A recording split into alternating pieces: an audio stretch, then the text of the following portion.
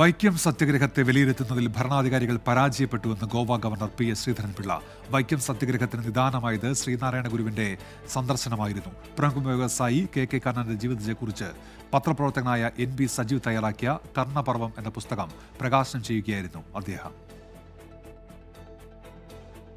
സംസ്ഥാനത്തെ അരി വ്യവസായത്തിൽ വിപ്ലവം സൃഷ്ടിച്ച കെ കർണന്റെ ജീവിതത്തെ ആസ്പദമാക്കിയാണ് പത്രപ്രവർത്തകനായ NP സജീവ് കർണപർവം എന്ന പുസ്തകം പുറത്തിറക്കിയത്. എറണാകുളം പാലാരിവട്ടം റിനേ കൊളോസിയത്തിൽ നടന്ന ചടങ്ങിൽ ഗോവ ഗവർണർ P.S. ശ്രീധരൻപിള്ള പുസ്തകത്തിന്റെ പ്രകാശന കർമ്മം നിർവഹിച്ചു. കെ കർണന്റെ ജീവിതം തലമുറകൾക്ക് പ്രചോദനമാകുമെന്ന് P.S. ശ്രീധരൻപിള്ള.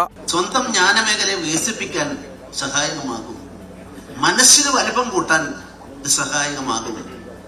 പിന്നെ പുസ്തകം വായിച്ചാൽ ശരീരത്തിൽ ദുർമേധസ് ഉണ്ടാകും, അതുണ്ടാകില്ല എന്ന് ഉറപ്പുള്ള ഒരു പുസ്തകമായും ഞാൻ ഇതിനെ കാണുകയാണ്. പുസ്തകത്തിന്റെ ഇംഗ്ലീഷ് പരിഭാഷ the rise and rise of Karnan justice P.S. Gopinath പ്രകാശനം ചെയ്തു. All India rice millers association president Tarsem Saini ചടങ്ങിൽ അധ്യക്ഷത വഹിച്ചു. Justice K. സുകുമാരൻ മുഖ്യപ്രഭാഷണം നടത്തി. CPIM ജില്ലാ സെക്രട്ടറി CN മോഹനൻ, MLA-മാരായ K. Babu, Eldhose Kunnappilly, Roji M. John തുടങ്ങിയവർ ചടങ്ങിൽ പങ്കെടുത്തു.